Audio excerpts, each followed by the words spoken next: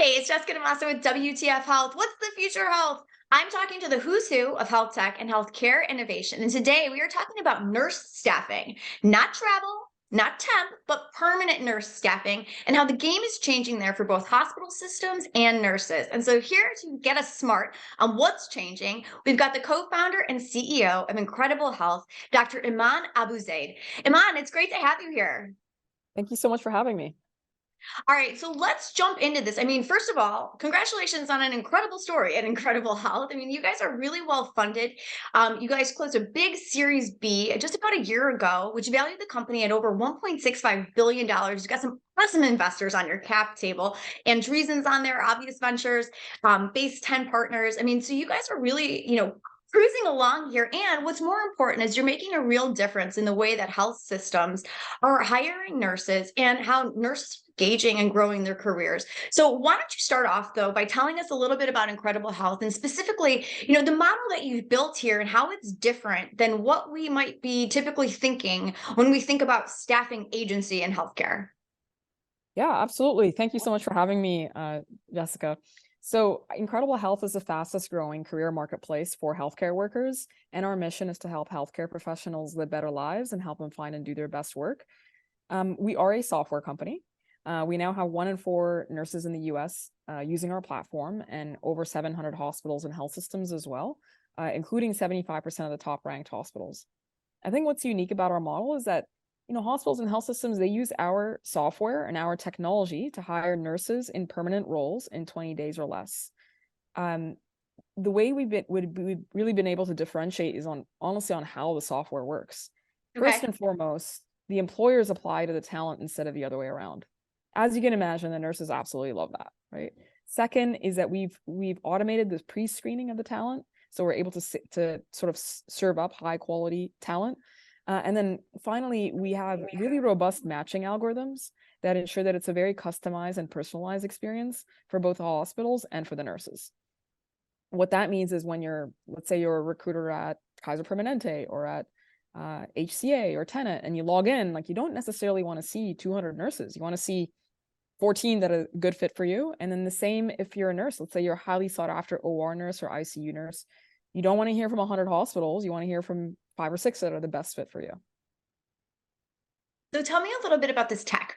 It's specifically, I mean, what you can say without revealing too much about the matching algorithm, because I think that that is the key here is getting that big pool of candidates down to what is suitable for you. So what can you tell us about how you guys have designed that matching algorithm without giving too much away? Yeah, absolutely. So we've got our matching and our process down to the ability of being able to hire nurses, permanent nurses, in less than 20 days. We use automation to screen the talent's credentials and preferences. Things like specialties, licenses, their skills, their certifications, and because we've integrated with many external databases and built a lot of technology, we're able to screen at scale. And then comes the matching piece. So hospitals have a whole range of preferences, right? Not just their locations and specialties, but even within individual jobs, they have different preferences and different, and also depending on different nursing units. And the same thing for on the talent side. Talent has lots of preferences too.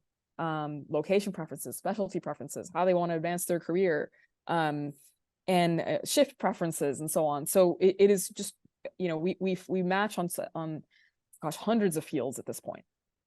That's incredible. Well, yeah, I don't mean to do that. Sorry. That's incredible. Okay, Yeah. tell me a little bit, if you can, about how this is really different from the status quo, because I think that that's the thing that most of us are missing, myself included, is what is the status quo? I mean, you mentioned 20 days in terms of being able to place a nurse. Where does that stand in terms of the current benchmark of success here? And not only just on the placement of days, but even if you can share with us some of the other metrics about how this is really a standout approach Yeah. to how hiring of nurses is currently being done. Like, paint us a picture of how maybe antiquated and not tech enabled this current process is so that we can fully understand how different your process is and how it's changing the game. Absolutely. So let's start on the talent side, right? When nurses outside of Incredible Health say all the time, right? I apply to 10 places, I don't even hear back, right? Even though I'm qualified and I'm experienced, I don't even hear back. when you really dig into it, you realize the processes, the tools, the technology, just the way hospitals have been hiring, and other healthcare employers too, hasn't really changed in over 20 years. It's post a job and hope it all works out. And that usually relatively small hiring team in-house has to sift through all of those applicants and all those resumes manually. And just to give you a frame of reference, I mean, the average hospital nurse recruiter is trying to fill 100 jobs at any given time. And most of them are only armed with a job board. And, you and I have used job boards, anyone can apply for a job, right? There's tons That's of why I'm applicants. self-employed, Iman. I mean, I'm Yeah. like, forget this. Right. And so really just streamlining the process, reducing the number of steps, pre-matching, pre-screening, all of that is designed to sort of help you identify the signal from the noise. On the employer side, some of the results we've been able to drive is we save every single hospital location we work with, at a minimum, each facility, at least $2 million in travel nurse costs, right? Hospital executives are under a lot of pressure. They're running low margin businesses, and temporary labor costs are impacting their bottom line very negatively. And so there is a lot of pressure to reduce the number of travel nurses and temporary workers, not just from a cost standpoint, but also from the point of quality of care. And they want to maintain the culture of their health systems too. And so there is urgency to hire more permanent nurses. The average days to fill is 82 days right now. And with Incredible Health, we're doing it in 20, right? So that's dramatic cost savings for the health system. And then finally, just when you look at the impact we've had on nurses themselves, nurses on average have, one third of the nurses on our platform who've been hired through our platform are relocating from different states. So this is, imagine being able to explore opportunities where you don't even live, right? And you don't need a network, and you don't need referrals, and you don't even need a job board. You just create a profile, and that's it. The rest of it's all taken care of for you. On average, we've saved nurses about a 15% reduction in commute time, and roughly about a 17% increase in salary as well. Oh, nice. So really, this is about expanding opportunities and making it easy and efficient for nurses. Talk to me a little bit. You talked a little bit about the costs and how that is a growing concern in health systems, low margin businesses. And one of the things that I feel like I keep hearing over and over is that executives in health systems are, talking a lot about how these costs for staff has just skyrocketed and through the pandemic. Really, I mean, it was on its way up, but the pandemic, I think, kicks it into a higher gear. Say a little bit, Iman, from your perspective. I mean, not only as the co-founder and CEO of Incredible Health, which is right in the middle of this, but as somebody who's watching this space, I mean, what are the factors that you feel are really contributing to the issue that we have with the cost of staffing, particularly with nurses? Just speaking that. But what do you think are the factors that are contributing to that right now? Is it really like the travel nurse craze that did this? Is it the nursing shortage? Is it a combo? I mean, I'd love to hear, like, from your perspective, what you think is making this such a big issue right now, and how long you think this is going to last. Yeah, that's a great question. The easiest way to understand it is to look at it from a market level. At the end of the day, the demand on the U.S. healthcare system continues to increase, right? Our population is aging. And the demand just keeps going up. And we as a country haven't done the best job of increasing the number of healthcare workers or supply to meet that demand. And that problem is rampant, right? We have many Americans that want to go to nursing school, but the nursing schools can't accept as many because they don't have the faculty or the facilities to train more nurses. There's another bottleneck after nursing school. There's not as many hospitals that are willing to train new graduate nurses. There's another, the healthcare workforce overall, and nursing in particular, is an older workforce. The average age of a nurse in this country is around 52 years old, right? 25% of nurses are expected to retire in the next 5 years. So we have some fundamental demographic challenges going on in this country and in this workforce that, of course, when you have a supply demand imbalance, in other words, a major labor shortage, and it is the number one labor shortage in the country. Nursing is the number one labor shortage in America. You are going to have wage inflation, right? You are going to have more geographic mobility. You're going to have the concept of temporary workers increase. So all of these are just a result of some of the fundamental demographic changes happening in this country. What do you think can be done? I guess in like the shorter term, like, and specifically, you can bring it back to Incredible Health, because one of the things I thought was very interesting about looking at what you've built is all of the career management, professional development opportunities you've built into the nurse side of your platform, and so helping engage those nurses in better managing their career. I mean, you surprised me when you said that. A lot of hospitals don't want to take on younger nurses to help train them, and so I'm curious about maybe some of the ways that you're helping, build up your own supply of the workforce that is in such high demand, by kind of shoring up those career development and professional development and training opportunities on Incredible's platform. Say a little bit about that. Yeah, absolutely. Our the vision of the company is to help healthcare professionals live better lives, and the mission is to help them find and do their best work. And in order to enable that vision, not only do we need to have a very robust career marketplace, where you can get jobs, but it's important that nurses are using us to manage their careers from beginning to end. We from a product standpoint, we have a 30-40 year long relationship with the nurses, not just a one and done transactional relationship to get a job. And so we offer it, and all of these services are free. The hiring marketplace is free for nurses, of course, but then also we have free continuing education for every single nurse in the country, accredited in all 50 states, which they need to renew and activate their licenses. We have free salary estimators. We have a community for nurses built into our apps where they can ask each other for advice. It's like a Quora for nurses. Nice. And more is coming in our product roadmap. So essentially, this Incredible Health is not just a place to get a job; it's a place for nurses to manage their entire careers. And at the end of the day, I think it's the role of everyone, including a technology company, to do more to support nurses, to increase the nurse supply as well. And at the end of the day, this is a workforce. This is one of the most overworked and underappreciated workforces in the country, and we want to do whatever we can to give them a delightful experience. I read that you guys have a 15% higher retention rate after 1 year for a nurse that you guys place than the national average. What's the one big thing that you guys have figured out about retaining nursing talent that you think hospitals haven't yet caught on to and realized? Can you share that with us? Yeah, absolutely. I think in terms of what we have figured out just from nurses, from when hospitals are hiring nurses through Incredible Health, is that when a nurse has a very robust job search experience, as what I mean by that is they were able to consider multiple opportunities before selecting that one hospital eventually, is that it ends up being a very well thought out job search instead of just taking the first thing they could get. And that helps with the retention. Now, we do in tons of studies here at Incredible Health, and we publish them annually. So most recently in March of 2023, that was our fourth annual U.S. nurse study, State of the U.S. Nurses. And there were a lot of insights in there about the topic of retention. So first is that, when nurses are creating their profiles on Incredible Health, we're often asking them, why is it that you're leaving your job? Like what's going on, right? Our data very clearly shows that the number one reason why nurses are considering another job is for career advancement, right?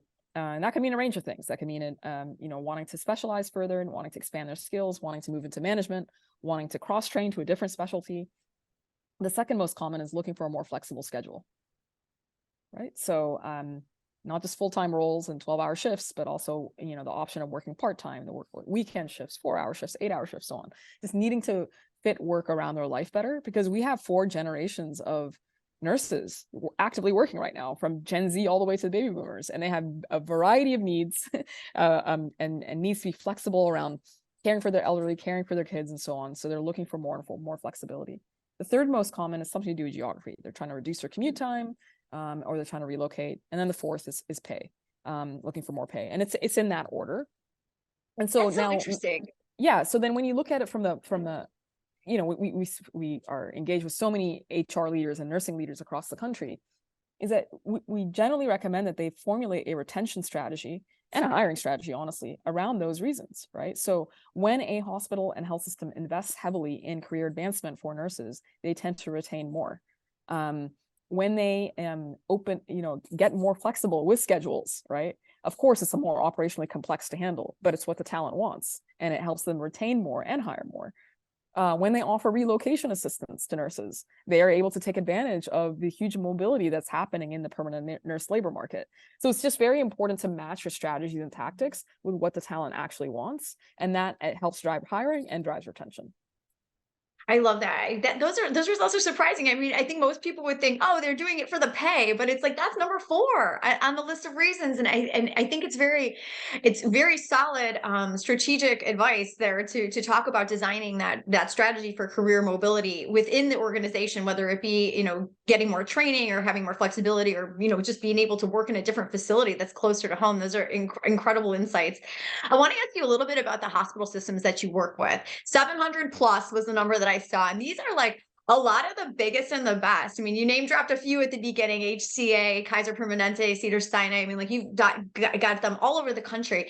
I'm curious about, how you guys are working with the health system. And I know one of the big problems, this is a passion project for me, is Yeah. rural healthcare and the rural hospital systems. So how are you guys looking at the rural markets? I mean, a lot of these systems that you guys are working with right now are the big guys. I mean, they've got their own unique challenges. Are you looking at all in terms of helping staff some of those rural areas that often have trouble, attracting and retaining talent? And if not, is that on your roadmap? Yeah, I mean, absolutely. The quick answer is yes, yes, and yes. Look, at the end of the day, we're aiming to be a category defining leader, right? And the category being software enabled career marketplaces in healthcare, and building a legendary company. And the goal ultimately is to IPO. That means you can't just stay in urban areas and with the biggest health systems. And so Yeah. we already support many smaller. In fact, the majority of hospitals on our platform are smaller, right? And when I think about north side in Atlanta, or community Fresno in California, and these are like some of our core employers on the platform. And so in many markets, especially ones where we've been in for a long time, like California, like Texas, like Florida, we are in a really good position to not just support the urban areas, but also go into the rural locations. Now, for some of the states where we're newer, I don't know, right, it's 2023. Right now we're newer in Minnesota and Ohio, and some of the Midwest. Of course, we need to start with the urban areas, and then once we have a robust network of talent and employers, then we can expand into the rural areas too. I love this very smart scaling up strategy here. And so tell me a little bit more about that. Let's end there. Like, talk to me about what's next as far as Incredible Health goes and your growth. Like we mentioned at the top, you guys are very well funded. I mean, that funding came in about a year ago now. And you had big plans in terms of building out the product roadmap, investing in the technology, and doing a host of other things. So give me like a high level look at what you guys have planned for like the next couple years here in terms of helping advance, the business and scaling up. Yeah, so as far as just the first piece is just the expansion piece, right? So we're looking to add more locations, more hospitals, of course. We're currently live in 27 states, and so there's still more of the country that we're not live. So continuing to expand in that way. The second piece is the product development, right? So I mentioned earlier a whole roadmap around adding more free services and tools for nurses. So there's more coming there, of course. And we want to do whatever we can to support nurses and help them manage their careers. And the third area is just around for expansions beyond our core market. So we're very focused on nurses and hospitals right now. As you know, there are professions in healthcare beyond nurses. There's also employers beyond hospitals, surgical centers, urgent care, so on. So eventually we want to take it all, but we're being very systematic with our growth, because you need to do things very, very well and delight your users while you're growing too. I love that, Iman. And it sounds like you guys have a really very metered approach to how you guys are going to grow. And that's very exciting to hear. So thank you so much for stopping by and letting us in on what's happening at Incredible Health. I really appreciate hearing, the ins and outs of your business model, and also the very mindful way that you're not only thinking about the healthcare system's needs, but also like how you can help nurses further along and advance their career along that 4-generation line. I mean, that's crazy. I think there's a lot of different needs in there. And so using technology to do that more effectively and more efficiently is just really smart. So thank you so much. Yeah, thank you so much for having me. This is great. All right. All right. Well, if you want to find out more about the way that healthcare is changing, you can head on over to my YouTube channel. It's youtube.com/WTF Health. You'll find tons of interviews with those who are changing the way that we do healthcare, like Iman over there. And for me, I'm Jessica DeMassa. Thanks so much for joining us. We'll talk to you guys real soon. Take care. Bye.